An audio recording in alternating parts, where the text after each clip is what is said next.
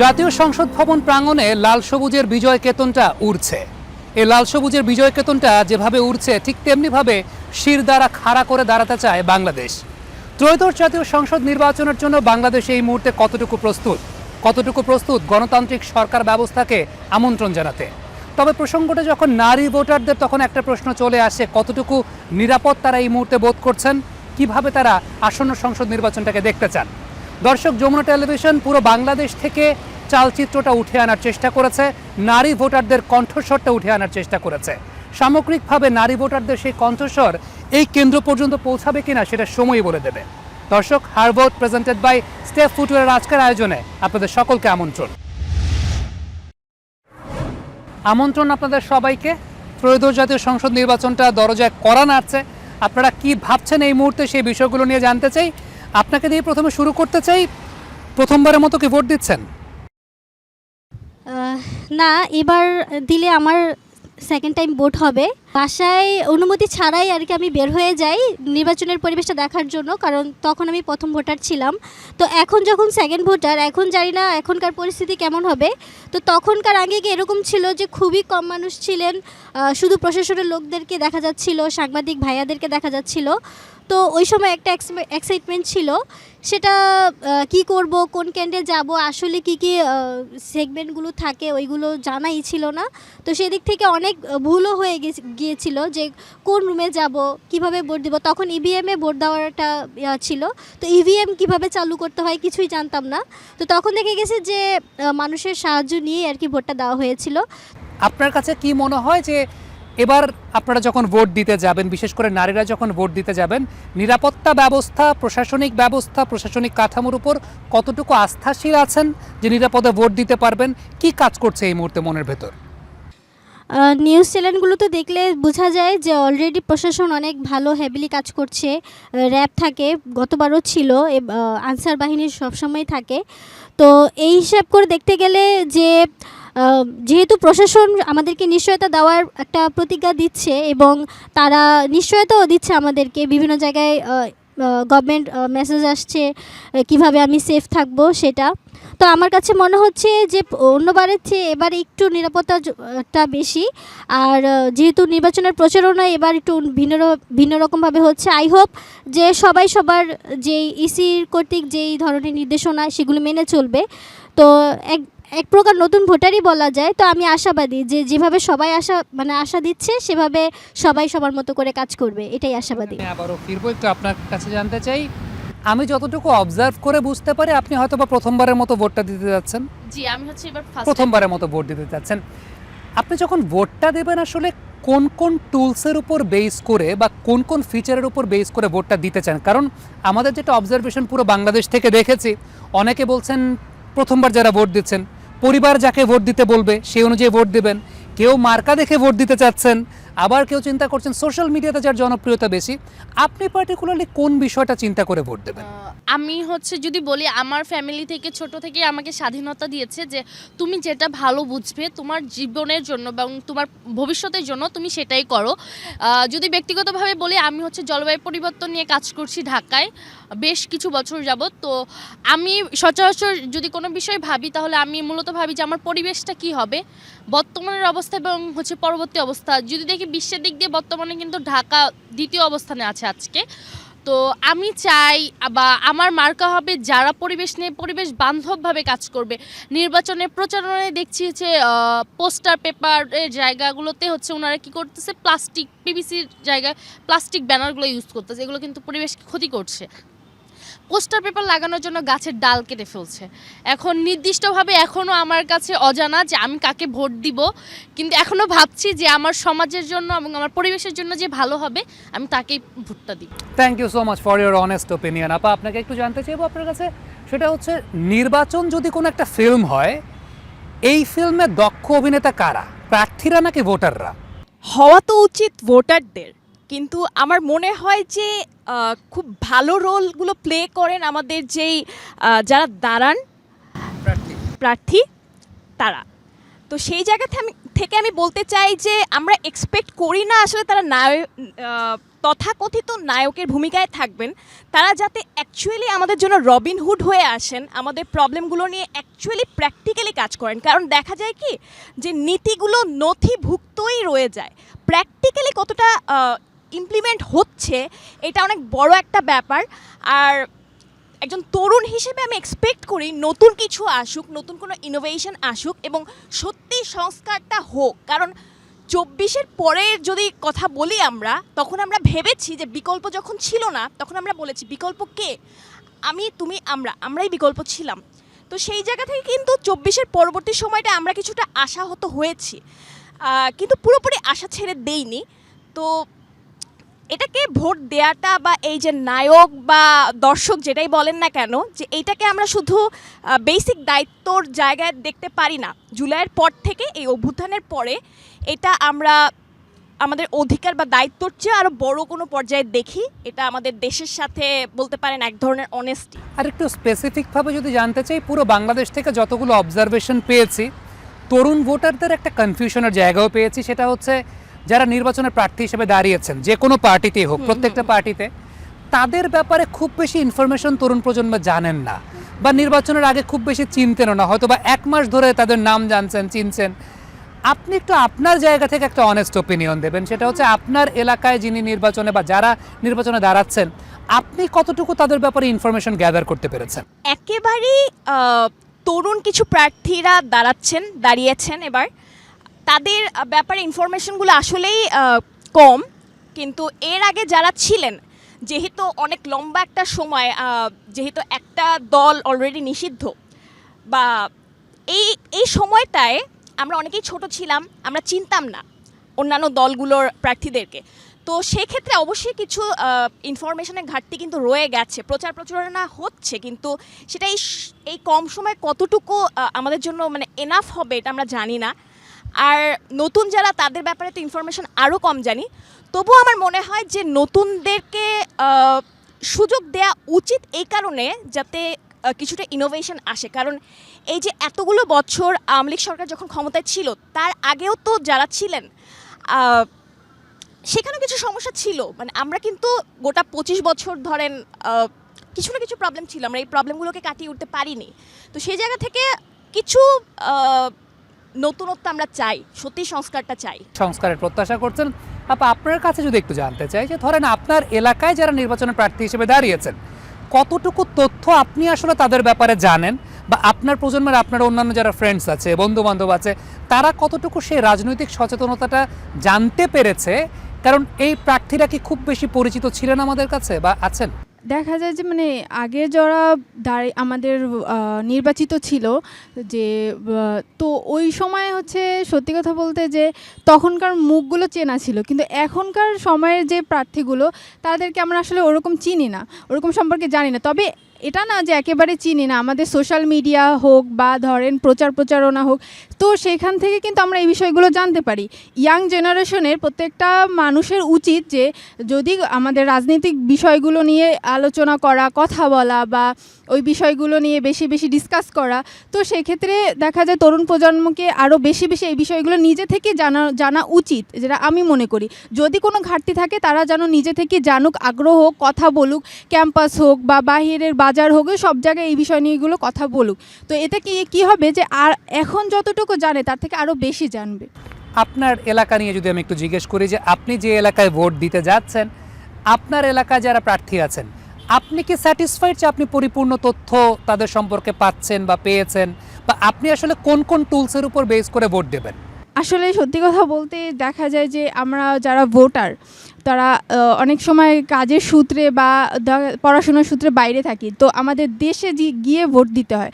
তো অনেক সময় ওই প্রচারণার মধ্যে আমরা থাকি না, তো সেই ক্ষেত্রে আমরা সম্পূর্ণ বিষয়গুলো বা তারা কি করছে বা নেক্সট পদক্ষেপগুলো কি এই সম্পর্কে কিন্তু সব জানতে পারি না। আপনি কোন কোন ফিচারের উপর বেস করে ভোট দেবেন? অবশ্যই আমি এইসব ফিচারগুলো দেখব যে সে আগে মানে যদি সে আগে এই বিষয়গুলো নিয়ে কাজ করে থাকে, তাহলে কী রকমের তার ইতিহাস আছে, বা সে কী ধরনের কাজ করেছে, বা তার ভবিষ্যৎ পরিকল্পনাগুলো কি সেই সব বিষয়গুলো জেনে, তো সেই সব বিষয়গুলো জেনে ভালোভাবে বুঝে তারপরে আমি অবশ্যই তাকে ভোট দিব। অসংখ্য ধন্যবাদ আপনার মন্তব্যের জন্য। আপা আপনার কাছে যদি একটু জানতে চাই, আমরা পুরো বাংলাদেশ থেকে যে অবজারভেশনগুলো পেয়েছি যে কাদেরকে ভোট দিতে চান, অনেকেই বলেছেন যার বংশ পরিচয় ভালো, অনেকে বলেছেন যিনি শিক্ষিত বেশি, অনেকে বলেছেন যিনি তরুণ প্রজন্মের তরুণদের পালস বুঝতে পারবেন এরকম মানুষ, অনেকে আবার বলেছেন অভিজ্ঞতা সম্পন্ন প্রার্থীকে ভোট দিতে চান। বিভিন্ন মানুষের বিভিন্ন মতবাদ, বিভিন্ন মন্তব্য। আপনি যখন ভোট দেবেন, আপনি একজন আদর্শ প্রার্থী চিন্তা করছেন, তার মধ্যে আসলে আপনি কোন কোন বৈশিষ্ট্য দেখতে চান? বংশ পরিচয়, শিক্ষাগত যোগ্যতা, না কোন কিছু? আমি প্রথমে আমার দিক থেকে বিবেচনা করলে দেখব যে তরুণ প্রজন্ম, কারণ আমাদের ভবিষ্যৎটা অ্যাকচুয়ালি তরুণ প্রজন্মের হাতে। তো তরুণরা তো অনেক দিক থেকে এগিয়ে আছে এবং অভিজ্ঞ লোকও লাগবে, এবং বংশ পরিচয় এটা আমি দেখব না, কারণ অনেকে আছে যে দাদা রাজনীতি করেছে এখন নাতনিকেও বা নাতিকেও করতে হবে, ওই রকমভাবে দেখছি না। আমি অ্যাকচুয়ালি দেখছি যে তার যোগ্যতা কি, সে সাস্টেনেবল ডেভেলপমেন্ট মানে এটা বুঝে কিনা, দেশের মানে সংসদে গিয়ে শুধু হাততালি দেবে এরকম না, শিক্ষিতও লাগবে। সে যেন তার এলাকার মানে আমার এলাকার যে সমস্যাগুলো আছে সমস্যাগুলো যেন বলতে পারে সংসদে গিয়ে। আমি সব কিছু দেখি তারপর ভোটটা দিব। আপা আপনার কাছে একটু আসতে চাইবো, সেটা হচ্ছে বর্তমানে আসন্ন সংসদ নির্বাচনে যে সমস্ত রাজনৈতিক দলগুলো লড়াই করছে, ভোটের লড়াই করছে, আপনার কাছে কি মনে হয় তারা প্রত্যেকে তো নির্বাচনী ইশতেহার দিচ্ছে, আগামী দিনগুলোতে নারীবান্ধব রাষ্ট্র ব্যবস্থা গঠন করার জন্য আপনি কি তাদের ইশতেহারগুলোতে স্যাটিসফাইড? নারীবান্ধব যে ইশতেহারগুলো দেওয়া হচ্ছে, ইশতেহারগুলো আসলেই খুব সুন্দর, কিন্তু তারা যে ইশতেহারগুলো দিচ্ছে এটা আসলে কতটা বাস্তবমুখী, এটা আসলে গ্লোরিফাইড করে বলছে কিনা, কিংবা এটা আসলে বাস্তবে পসিবল কিনা, এটা একটু জানার জায়গা থাকে।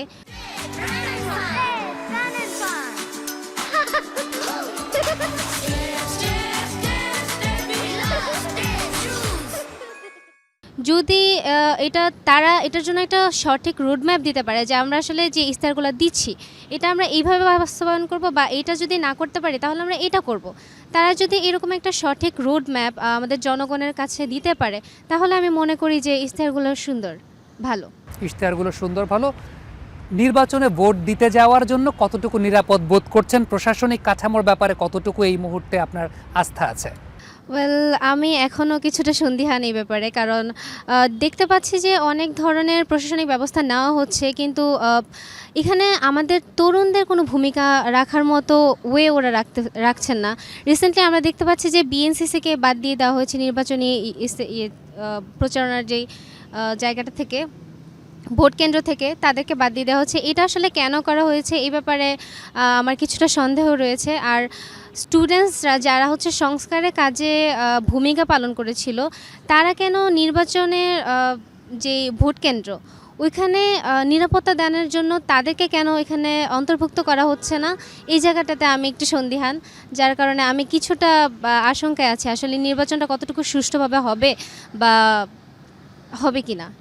একটা আশঙ্কার জায়গা নিয়ে আপনি মন্তব্য ব্যক্ত করেছেন। আপা আপনার কাছে একটু জানতে চাইবো, সেটা হচ্ছে বাংলাদেশের যে রাজনৈতিক দলগুলো আছে কতটুকু নারী বান্ধব মনে হয়, বা কতটুকু মনে হয় যে নারী বান্ধব রাষ্ট্র তারা গঠন করতে পারবে? আমি প্রশ্নটা এই কারণে করা, কারণ আমি যখন প্রান্তিক অঞ্চলগুলোতে গেছি এখনও অনেকে একটা মন্তব্য করেন যে বাংলাদেশের সমাজ ব্যবস্থা নারী বান্ধব না। এটা রাষ্ট্রের একটা ব্যর্থতা। দুইজন নারী প্রধানমন্ত্রী দীর্ঘ সময় বাংলাদেশে ছিলেন, রাজত্ব করেছেন, তারপরও এই কথা শুনতে হয়। আপনার কাছে কি মনে হয় যারা আসন্ন সংসদ নির্বাচনে পার্টিসিপেট করছে এই রাজনৈতিক দলগুলো কতটুকু নারী বান্ধব? আজকে আমি এখানে কথা বলতে আসছি ভোট নিয়ে, দাও আমার এই জন্য হচ্ছে একটু আস্থা পাচ্ছি যে আমি নেক্সট হচ্ছে ভোটটা দিতে পারবো স্বস্তি বোধ করি। আর হচ্ছে আমার কাছে জুলাই আন্দোলনের পর মনে হচ্ছে এই ভোটটা আমার মুক্তির ভোট, কারণ হচ্ছে এইখানে আমি নারী হয়ে কথা বলতে আসছি যে ভোটের নিয়ে, আর হচ্ছে নিজের অধিকার নিয়ে।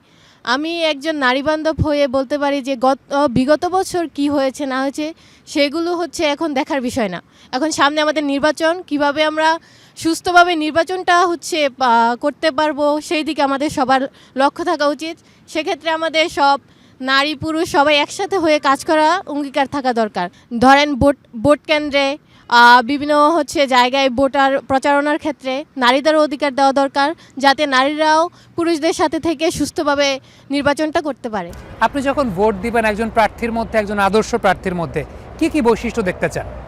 নির্বাচনের পূর্বে আমাদের অনেকেই কিন্তু প্রতিশ্রুতি দিচ্ছে এই কাজ করবে, এই কাজ করে দিবে, এরকম যেই প্রার্থীটা হচ্ছে দেখতে পারি যে জনসাধারণের কাছে গিয়ে ভোট চাইতে পারে, তার হচ্ছে প্রতিশ্রুতি দিয়ে জনসাধারণকে মুগ্ধ করতে পারে, সে যদি নির্বাচনে রাতে ফল পাওয়ার পর, বিজয়ী হওয়ার পর যদি দেখি যে সে চেঞ্জ হয়ে গেছে বা মনে করে যে এটা নিজের রাজ্য, সেক্ষেত্রে আমি মনে করি না যে এটা এরকম প্রতিশ্রুতি দেওয়া আমাদের কোনো দরকার।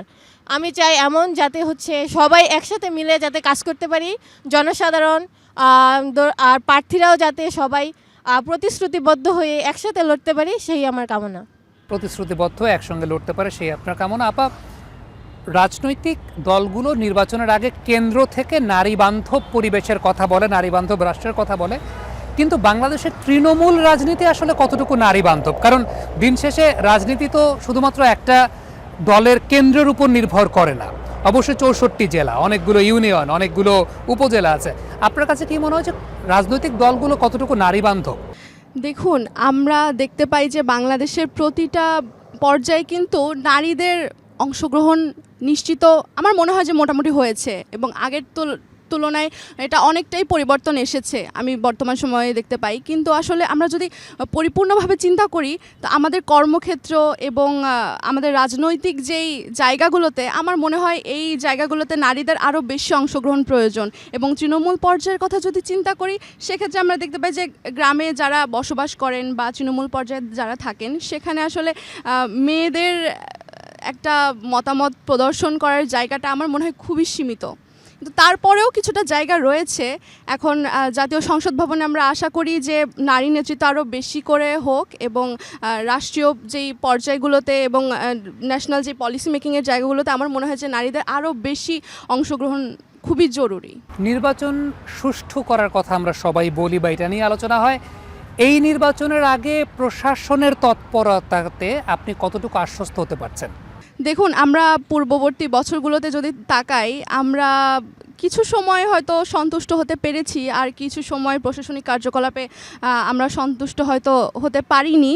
সেই অভিজ্ঞতার জায়গাগুলো থেকে যদি বলি যে 24-এর আন্দোলনের পর থেকে এই পর্যন্ত সময়ে আমরা হতাশা বা আশা আকাঙ্ক্ষার মধ্য দিয়েই আছি।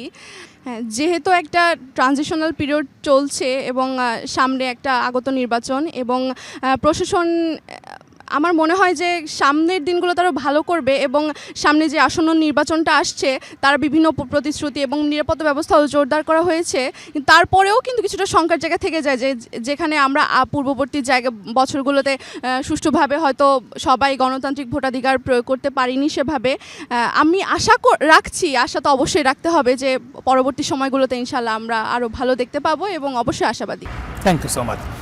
আপনি খুব সম্ভবত প্রথমবার ভোট দিচ্ছেন, ভোট আপনি কেন দিতে চান? এটা যেহেতু আমার প্রথম ভোট, এটা আমি দিতে চাই কারণ আমার মনে হয় যে যেরকম সবাই বললেন এবং আমি বিশ্বাস করি যে জুলাইয়ের আন্দোলনের পরে এটা বাংলাদেশের ফিউচার ডিসাইড করে দিবে আমার মতে। সো আমি সেই ফিউচার গঠনের একটা পার্ট হতে চাই। যদি আমার কাছে মনে হতো যে সম্ভাবনা নেই বাংলাদেশের ফিউচারে, তাহলে হয়তো আমি ভোটার হয়েও আমি ভোট দিতাম না। কারণ বিগত বছরগুলোতে আসলে একটা ভোটার সে ভোট দিতে যাচ্ছে কি যাচ্ছে না এটা আসলে এত ম্যাটার করতো না, কিন্তু এখন ম্যাটার করে। এবং আমার মনে হয় যে আমার এটা দায়িত্ব যে আমার ভোট দিতে যাওয়া, এবং সেই কারণে আমি ভোট দিব, যে আমার একটা কন্ট্রিবিউশন থাকা উচিত আমার দেশে।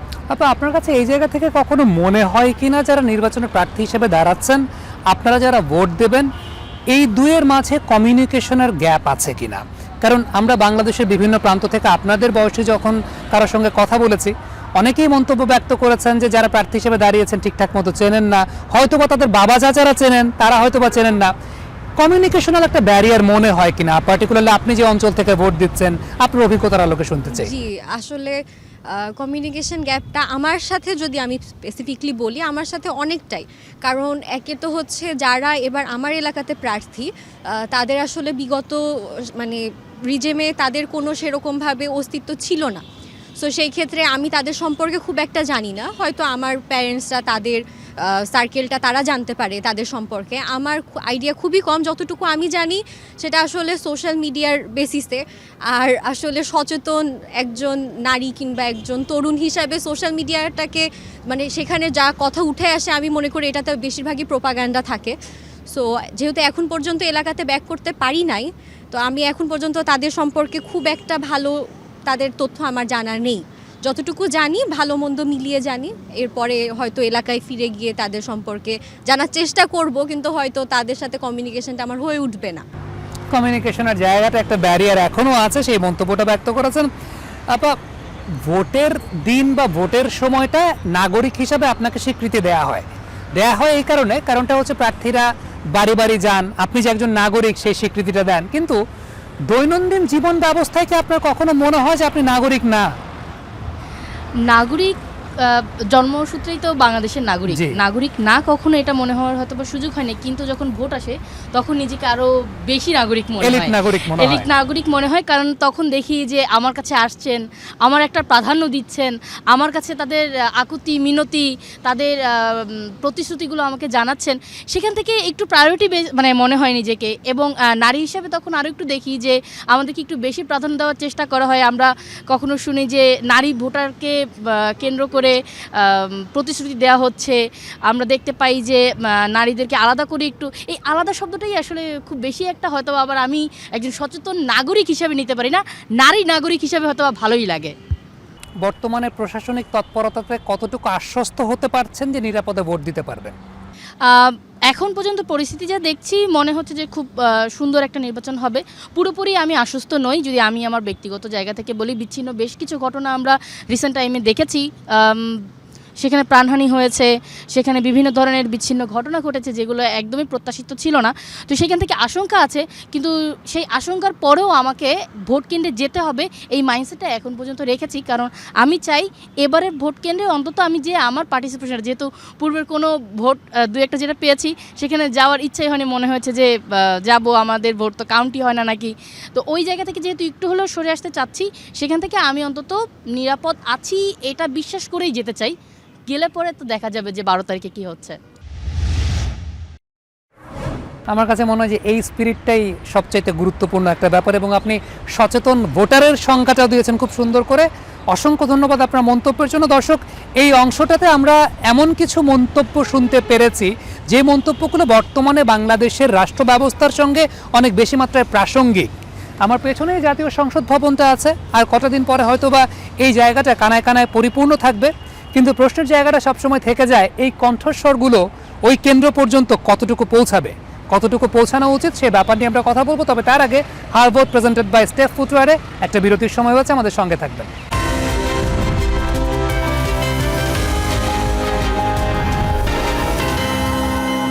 হারভোট প্রেজেন্টেড বাই স্টেফ ফুটওয়্যারের আজকের আয়োজনে আমরা আছি জাতীয় সংসদ ভবন প্রাঙ্গণে।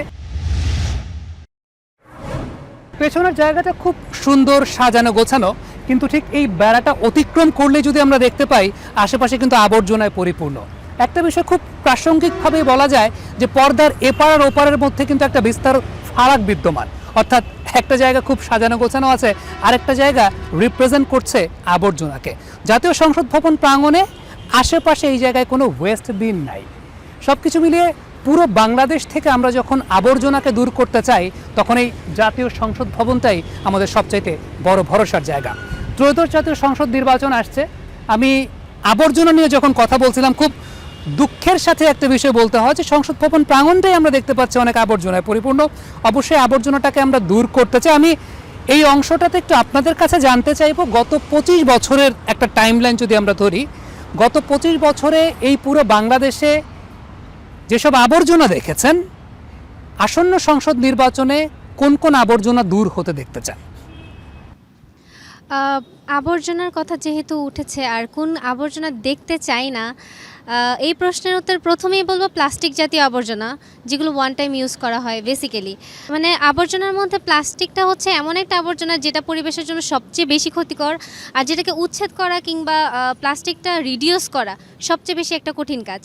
তো আসন্ন সরকারের জন্য এটা একটা চ্যালেঞ্জিং বিষয় হতে পারে, কারণ আমরা দেখতে পাচ্ছি বর্তমানে আমাদের প্রতিদিনের দৈনন্দিন ইউজে প্লাস্টিকটা এমন একটা জিনিস হয়ে গেছে যেটা আমরা আসলে কোনোভাবেই রিডিউস করতে পারছি না। ওয়ান টাইম প্লাস্টিকের বোতল থাকে, ওয়ান টাইম গ্লাস থাকছে, ওয়ান টাইম প্লেট, চামচ থেকে ধরে ইচ অ্যান্ড এভরিথিং আমরা প্লাস্টিকই ইউজ করতে পারছি। আর এটা ওয়ান টাইম, একবার ব্যবহার করার পরে এটা আবার দ্বিতীয়বার ব্যবহার করা যাচ্ছে না, ডিরেক্ট পরিবেশে চলে যাচ্ছে।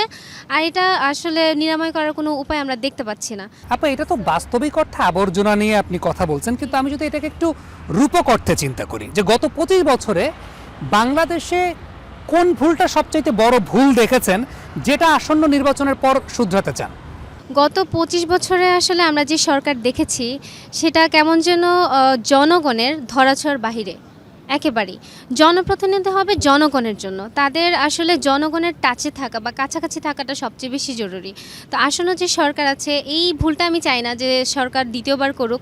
তারা যেহেতু জনপ্রতিনিধি হয়েছে তাদের জনগণের কাছে যাওয়া উচিত, তারা যেন নিজেদেরকে গ্লোরিফাইড না করে, তারা যেন জনগণের কাছাকাছি থাকে। এটা হচ্ছে আমার আবদার। অসংখ্য ধন্যবাদ আপা। গত 25 বছরে বাংলাদেশের কোন ভুলটাকে এই নির্বাচনের পর আপনি শুধরাতে দেখতে চান? আমি প্রথমেই আমি বলতে চাই যে পরিবর্তনটা নিজ থেকে আসুক। যদি সরকার আসন্ন যেই প্রার্থী বা সরকার যেই আসুক না কেন, যদি তার মেন্টালিটি বা তার জনগণের সাথে একবদ্ধ হয়ে কাজ করার সুযোগ থাকে তাহলে নিশ্চয়ই সে করবে। আর যদি সে ভাবে যে না, সে নিজের মন গড়া আইন বা সংবিধানের বাইরে গিয়ে কাজ করবে, এটা তার মেন্টালিটির গ্রোয়ের কারণে।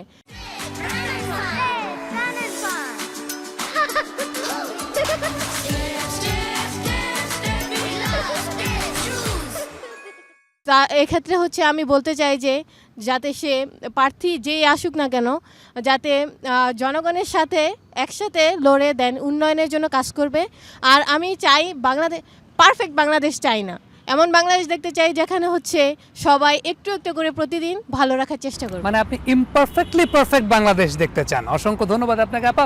গত 25 বছরে বাংলাদেশের কোন বড় ভুলটা এই নির্বাচনের পর শুধরাতে দেখতে চান? ধন্যবাদ।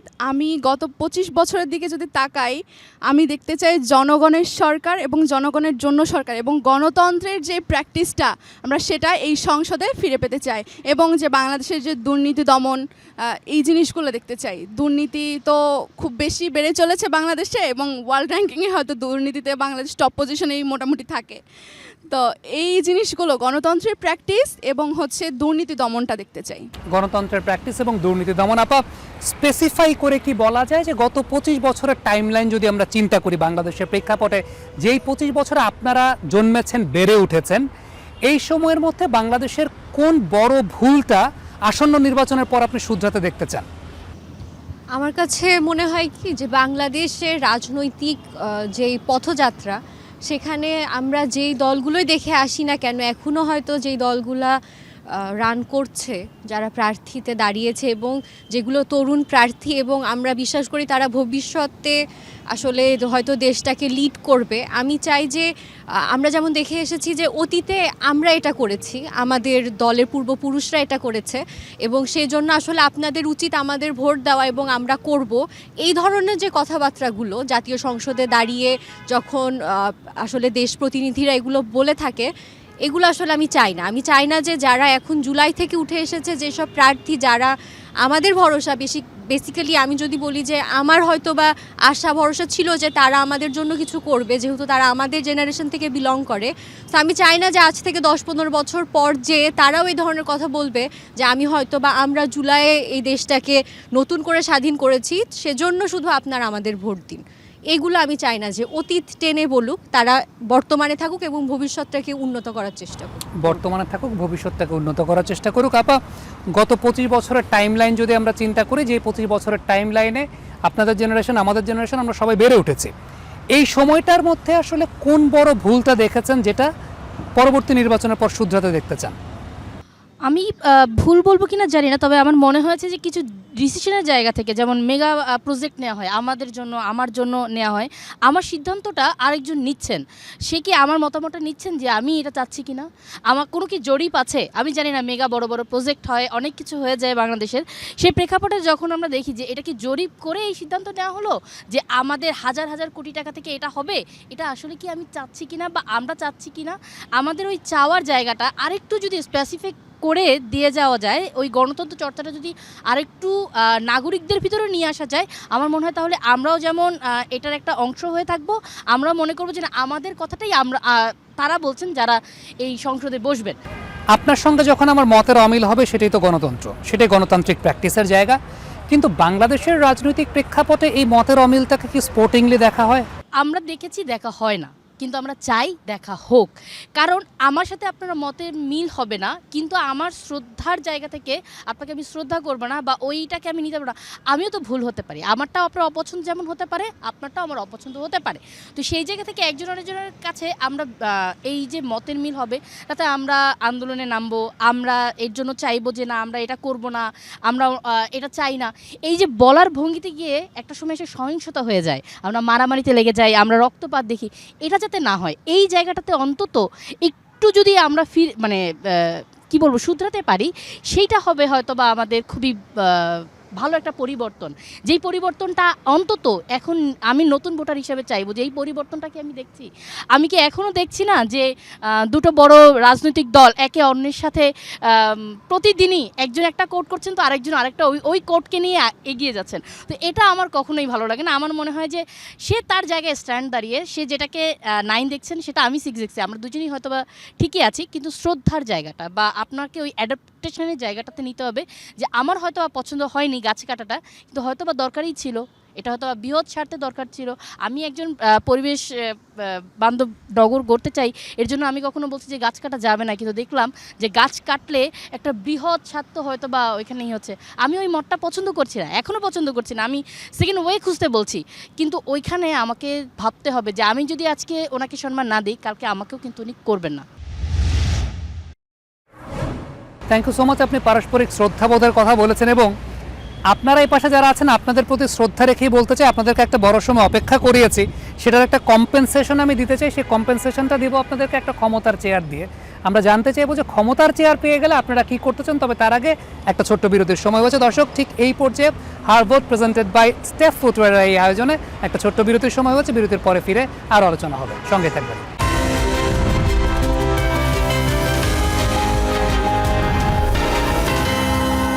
হারবোর্ড প্রেজেন্টেড বাই স্টেপ ফুটওয়্যারের এই আয়োজনে গত 1 মাস ধরে যমুনা টেলিভিশন চেষ্টা করেছে বাংলাদেশের নারী ভোটারদের কণ্ঠস্বরটাকে কেন্দ্র পর্যন্ত পৌঁছানোর, যেই কণ্ঠস্বরটা একটা সময় অনুরণিত হবে এই জাতীয় সংসদে।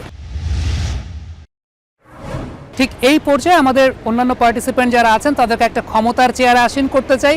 জানতে চাইবো তারা যদি নিজেরা কখনো কোনোদিন ক্ষমতার আসনে আসীন হন, তাহলে তাদের নিজস্ব অঞ্চলের জন্য কোন 3টা পরিবর্তন প্রথমত করতে চান। আপা, আপনাকে ক্ষমতার চেয়ার ধরেন আমি দিয়ে দিলাম, আপনি যে চেয়ারটাতে বসে আছেন এটা একটা ক্ষমতার চেয়ার, আপনি আপনার অঞ্চলের জন্য প্রথম কোন 3টা পরিবর্তন করতে চাইবেন? যদি ক্ষমতা আমি পাই তাহলে আমি আমার স্বপ্নের বাংলাদেশের মতোই গড়ে তুলব। আমার এলাকায় যে 3টি পরিবর্তন আমি অবশ্যই আনবো, এর মধ্যে হচ্ছে প্রথমে শিক্ষা। যদি শিক্ষা আনি তাহলে আমার এলাকায় যে স্কুলগুলো আছে, প্রাথমিক বিদ্যালয়, এগুলাতে হচ্ছে অনেক স্কুল আছে যেগুলো একদম স্টুডেন্ট খুবই কম যায়, তেমন একটা উন্নত না। তো তাদের ওই স্কুলের যে শিক্ষিকা বা শিক্ষক আছে তারা কিন্তু তাদের ছেলে মেয়েদেরকে ওই স্কুলে পড়াচ্ছে না, তারা কিন্তু পড়াচ্ছে অন্য প্রাইভেট কোনো স্কুলে, ভালো স্কুলে।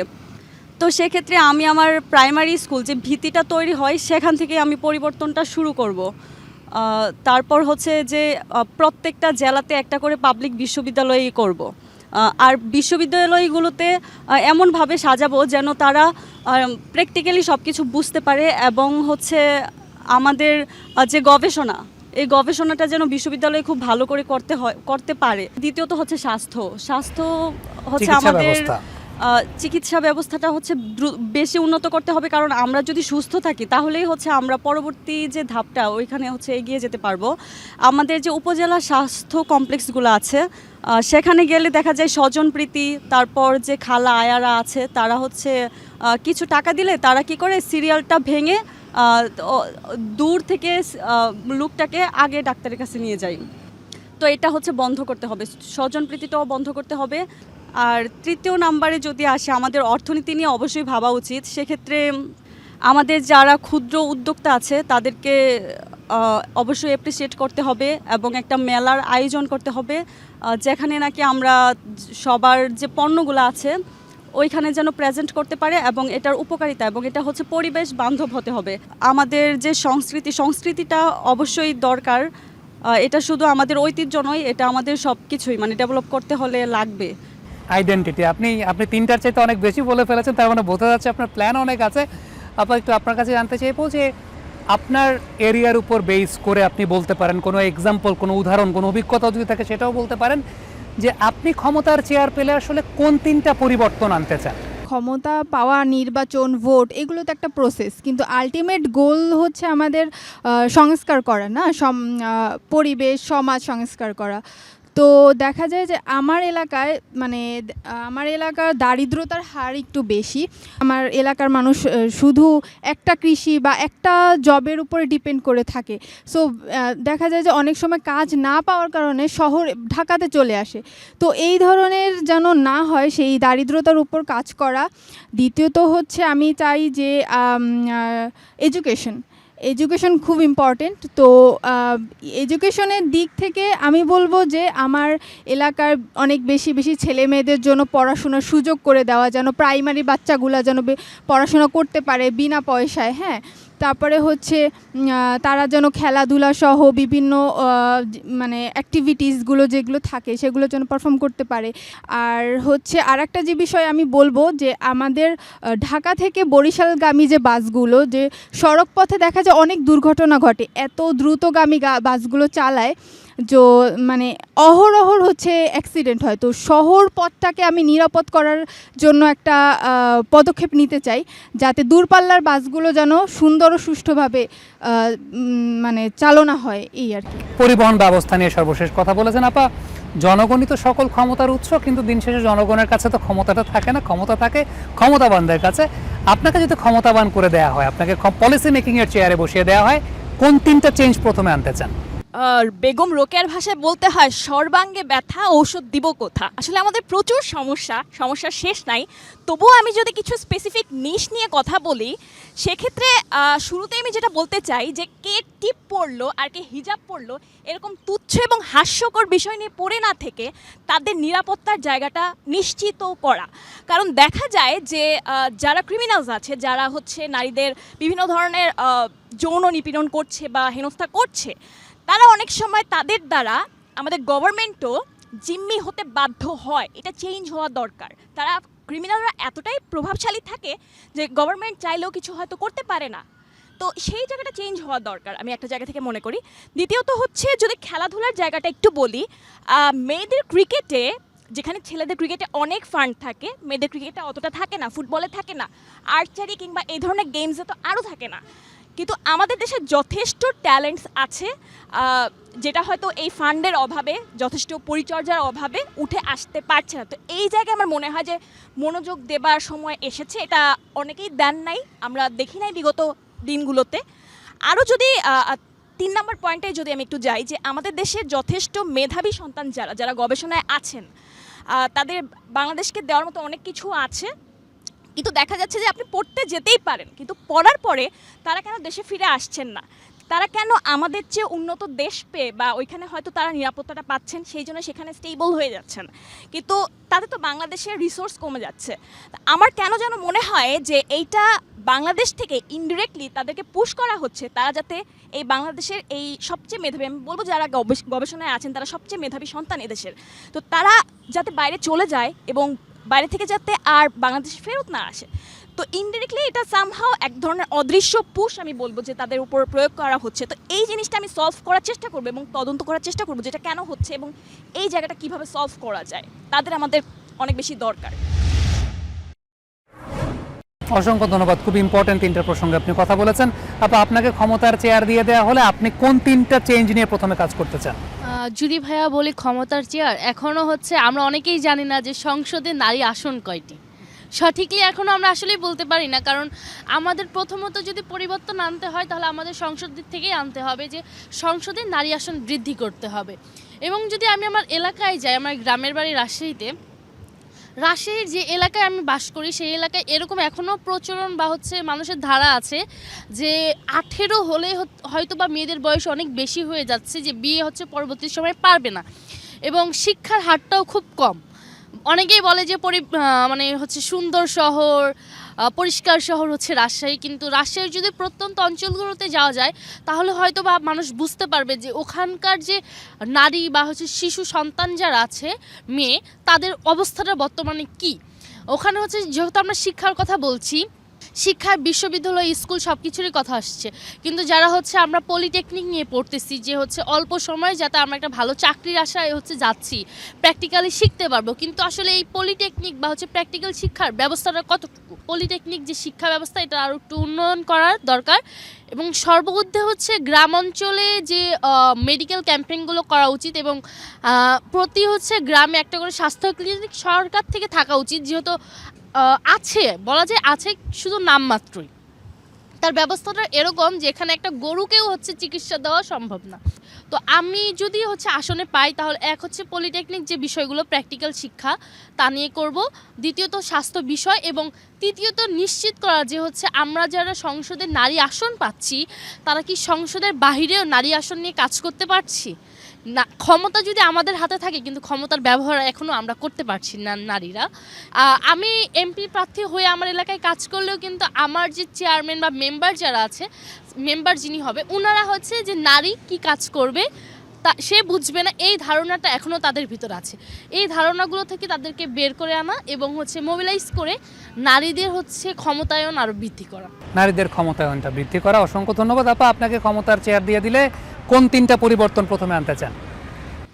একটি সফল দেশের প্রথম চাবিকাঠি যেটা হচ্ছে সেটা হচ্ছে আইন, বিচার এবং প্রশাসন।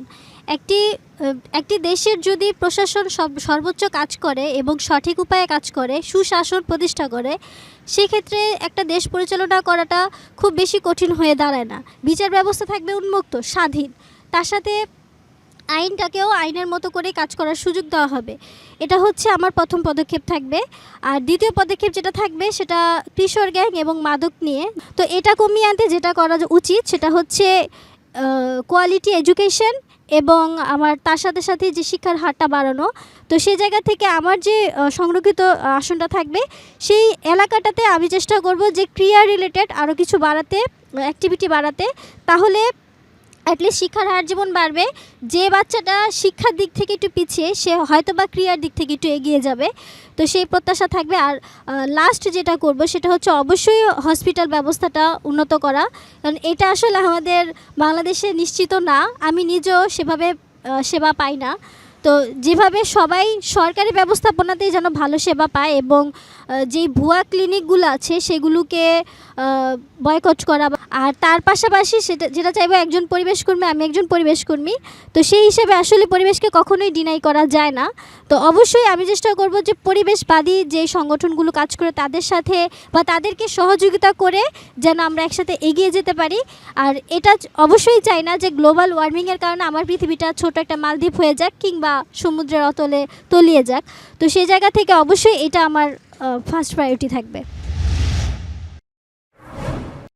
অসংখ্য ধন্যবাদ আপনাকে এবং সেই সঙ্গে আপনাদের সবাইকে অসংখ্য ধন্যবাদ। আপনারা এই আয়োজনে দেশের রাষ্ট্র ব্যবস্থা নিয়ে কথা বলেছেন, প্রশাসনিক কাঠামো নিয়ে কথা বলেছেন, শিক্ষা ব্যবস্থা, পরিবেশ নিয়ে কথা উঠে এসেছে। আশা করব আপনাদের এই কণ্ঠস্বরটা কেন্দ্র পর্যন্ত পৌঁছে যাবে। দর্শক, আমরা একটা কথা সবসময় বলি, জনগণ সকল ক্ষমতার উৎস, কিন্তু সত্যিকারের অর্থে যারা পলিসি মেকিংয়ের চেয়ারে বসেন, অর্থাৎ জনগণের সেই ক্ষমতার উৎসের যে জায়গাটা, ওই কণ্ঠস্বরগুলোকে নিজেদের কাজের মাধ্যমে প্রতিফলিত করেন, তারা কতটুকু অদূর ভবিষ্যতে আগামীর বাংলাদেশে সেই প্রতিফলন ঘটাতে পারবেন, সেই প্রশ্নটা তো আমরা অবশ্যই করতে চাই। যমুনা টেলিভিশন গত 1 মাস ধরে নারী ভোটারদের কণ্ঠস্বরটা এই কেন্দ্র পর্যন্ত পৌঁছে দেওয়ার চেষ্টা করেছে। ত্রয়োদশ জাতীয় সংসদ নির্বাচন সামনে সচেতন ভোটাররা চাচ্ছেন বাংলাদেশের গণতন্ত্র সুপ্রতিষ্ঠিত হোক। সবাইকে অসংখ্য ধন্যবাদ আমাদের সঙ্গে থাকার জন্য। সবাই ভালো থাকবেন, সুস্থ থাকবেন, সর্বোপরি নিরাপদে থাকবেন।